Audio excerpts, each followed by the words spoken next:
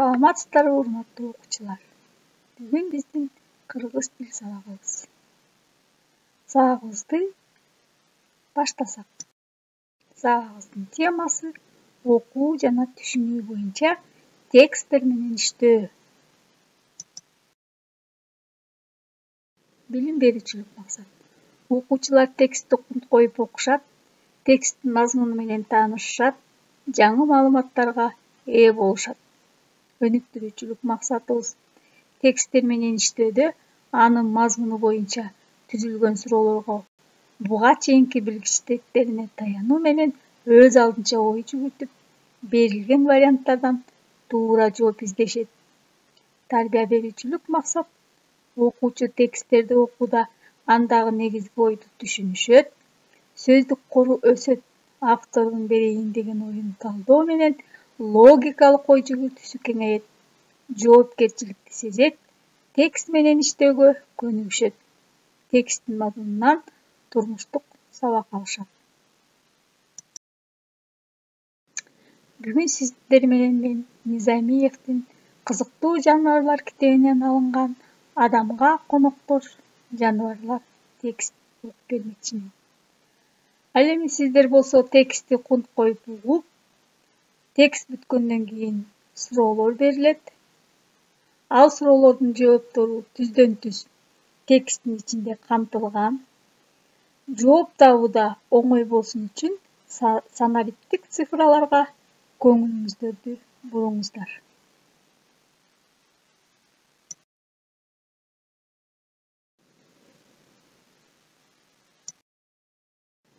Мындай жашоо образындагы түрлөргө канаттуулардан бөдөнө, кадимки бактек, чар карга, күйкө, сары үкү, жырткычтардан түлкү, чөө, карышкыр, коён сымалдардан талаа коён, ача тыяктуулардан доңуз кирет. Бөдөнө тоок сымалдардын эң кичинекей жана келгин өкүлү. Жерден алыс эмес тез учат, жерде да тез басат. Жөрмөлөп барат, кандай гана сезилет. Айыл чарба жерлеринен беде, буудай жана пахта талааларын байырлайт.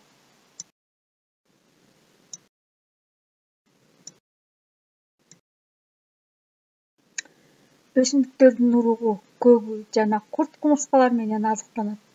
Өзү кичинекей болгону менен меки аны 15ке жакын жумуртка тоойт. Бир жайда 2 жолу балапан чыгарат. Кыргызстанга апрель-май айларында келип, кайра сентябрь-октябрь айларында кыштоого Түндүк Африка, Индия тараптарга учуп кетет. Бул кидик куштардын алыскы чөлкөмдөрдө болгон узак жана татаал учуулары жөнүндө адабияттарда кызык учур бар. 1942-жылы Кара деңиздин суусунда дем алып жаткан каздардын үйүрүнүн ар биринин үстүндө бирден бөдөнө конуп турганына деңиз аскерлери күбө болушкан.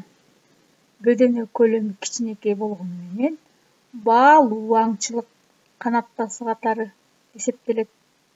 Аны кармоонун жолу абдан көп. Атып алышат, жайышат, тузак салышат, ит менен алдырышат.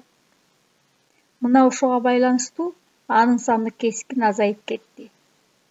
Азыркы мезгилде бизде бөдөнөнү үй канаттуусу катары кармап, эт жана жумуртка алуу ишмердүүлүгү жандана баштады.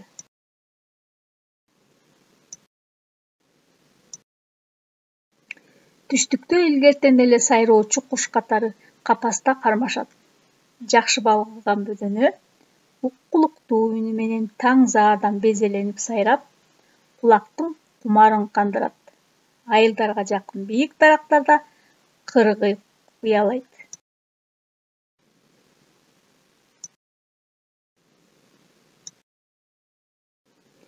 Чоочуганда өзүнө мүнөздүү, үзүк-үзүк үн чыгарганынан тааныса болот. Канаттарын тез-тез кагып, ойкуп-кайкып ыкчам учат. Негизинен майда канаттууларды тутуп жейт. Эгин талааларынын үстүндө кээде абада асылып, курмандыгын аңдып турган күйкөнү көрүүгө болот. Ал ар түрдүү кемирүүчүлөрдү, курт-кумурскаларды, айрыкча чегирткелерди менен айыл жашоочуларынын эң пайдалуу шериги болуп саналат. Ири жырткыч канаттуулардан айылга түнкүсүн кээде сары үкү келип кетет. Үкүлөрдүн эң чоң салмагы 2-3 килограммга барат. Мейде ал тоолордо жана тоо этектеринде кездешип, түнкү жашоо образын өткөрөт да, күндүзү жарлардын капчыгына, ийиндерге же үңкүрлөргө жашынат. Жалаң кемирүүчүлөр менен азыктангандыктан пайдалуу деп эсептелинет. Анын сеңселген чаарылеке кооз жүндөрүн топуларга жана тебетейлерге тагуу эзелтеден бери кооздуктун белгиси болгон. Эле үкүлөр угуусунун күчтүүлүгү менен даңкталат. Чычкандын шырт эткенин алар ондогон метрден угуп, угуусу менен гана багыт алып, курмандыгын көрбөй эле кармай алат. Анда эмесе окуучулар, ушул окулуп чыккан текст боюнча суроолорду берсем. Анда эмесе баарыбыз тең даярданып, суроолорго жооп таап отурабыз. Биринчи суроо. Текстте автордун берейин деген ою эмне? Жаныбарлардын жашай турган орду менен тааныштыруу. Б. Жаныбарлардын түрлөрү жөнүндө маалымат берүү. В. Жаныбарлардын адам баласына тийгизген терс таасири тууралуу. Г. Адам менен жаныбарлардын жакындыгы. Анда эмесе өзүңөрдүн туура жообуңарды таап отурасызга.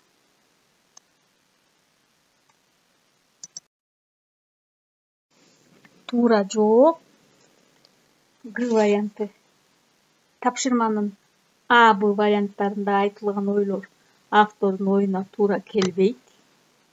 В варианты бир аз жакындайт, бирок автордун негизги ою адам баласы менен жаныбарлардын ортосундагы жакындык, өз ара карым-катыш. Ошондуктан Г варианты туура деп эсептелет. Кийинки сурообуз. Тексттин 9-11 саптарында сүйлөмдө бөдөнө тууралуу берилген ой кайсы? А. Тоок сымалдардын эң кичинекей өкүлү экендиги. Б. Беде, буудай жана пахта талааларынын байырылышы. В. Санынын кескин азайып кетиши. Г. Жерге жакын учушу. Анда эмесе ойлонуп, өзүңөрдүн туура жообуңарды айтып өткүлө.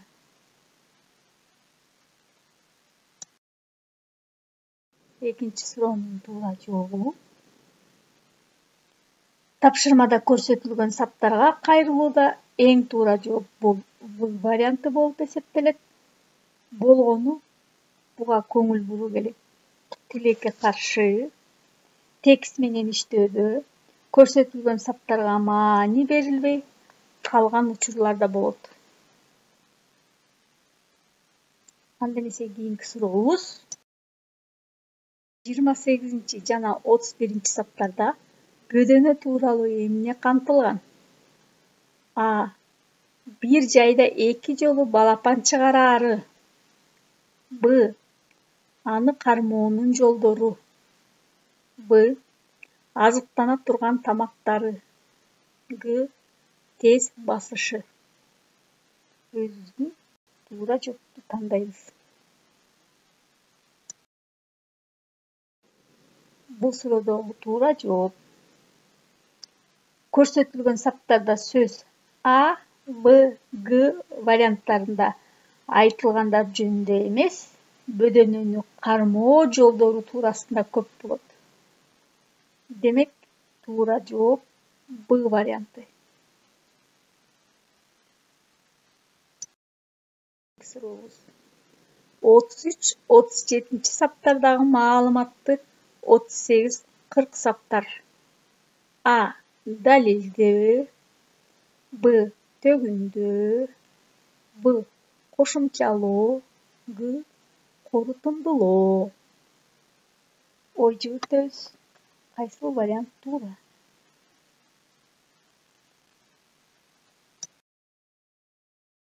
Туура жоопко көңүлүбүздү бурабыз. Көрсөтүлгөн саптарды кунт бою менен окуп чыгуу аркылуу биринчи айтымдагы маалыматты экинчи айтымдагы ой кошумчалап тургандыгын айгинелеп турат. Ошондуктан В варианты туура. Кийинки сурообузга өтсөк. 5-сурообуз. 49-52 саптарга ылайык төмөндө айтылгандардын кайсынысы туура? А. Кыргыйдын бир даракта уялашы, чоочуганда үзүк-үзүк үн чыгарышы. Б. Кыргыйдын канаттарын тез кагып, ойкуп-кайкып учуу өзгөчөлүгү. Б. Күйкөнүн эгин талааларынын үстүндө абада асылып туруу менен тамактануу өзгөчөлүгү. Г. Күйкөнүн курт-кумурскалар, чегирткелерди жок кылышы менен адамдардын эң пайдалуу шериги экендиги. Бул суроого сиздердин жообуңуздар. Эгер ойлонуп түзсөңүздөр, анда туура. Бул суроодогу туура жооп Г варианты көрсөтүлгөнүн күйкөнүн адамдардын эң пайдалуу шериги экендиги баяндап турат. Тексттин мазмунунда бардык айтылган сөздөр мына ушул Г вариантына токтолууга мүмкүнчүлүк берет. 6-сурообуз. Текстке ылайык сары үкү ири жырткыч канаттуулардын катарына кирсе да, эмнеликтен пайдалуу деп эсептелинет? Асы алты үңкү жашоо образын өткөргөндүктөн.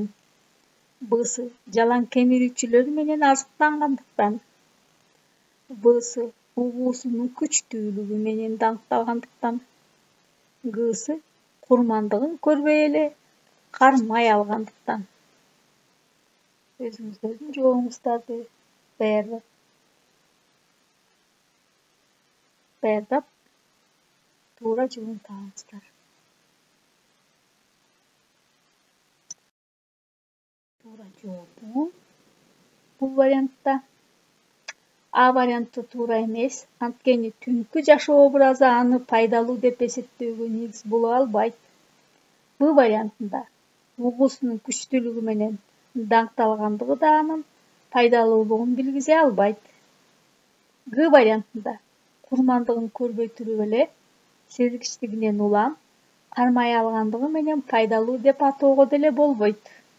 Мында туура жооп Б варианты. Себеби жалаң жашоого зыяндуу кемирүүчүлөр менен тамактанып, алардын санын азайтууга салым кошкондугу анын пайдалуулугун билдирип турат. Кийинки суроо. 7-сурообуз. Текстте берилген анын кооз жүндөрүн топуларга жана тебетейлерге тагуу кооздуктун белгиси болгон деген сүйлөмдүн маанисин кандай түшүнүүгө болот? А варианты. Баш кийимди ыйык туткандыктын белгиси. Б варианты. Бардык баш кийимге тагуу салтына байланыштуу. Б варианты. Кыздардын баш кийиминин көркүн арттырыш максатында. Г варианты. Мындай баш кийимдерди өтө кымбат сатуу үчүн. Анда эмесе ойлонуп, туура вариантын табабыз. Эгер тапсаңыздар, анда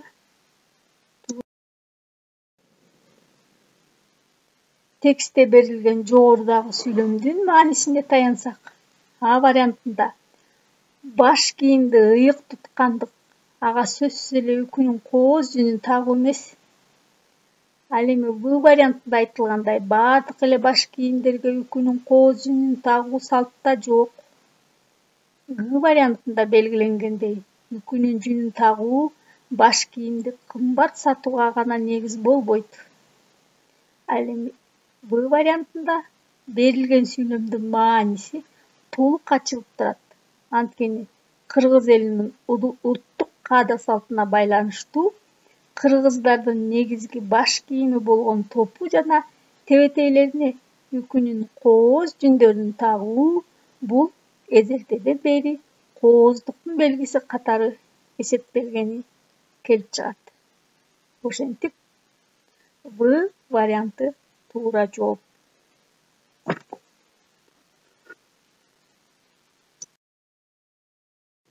Демек балдар, ошону менен биздин сабак аягына чыкты. Саламатта калыңыздар.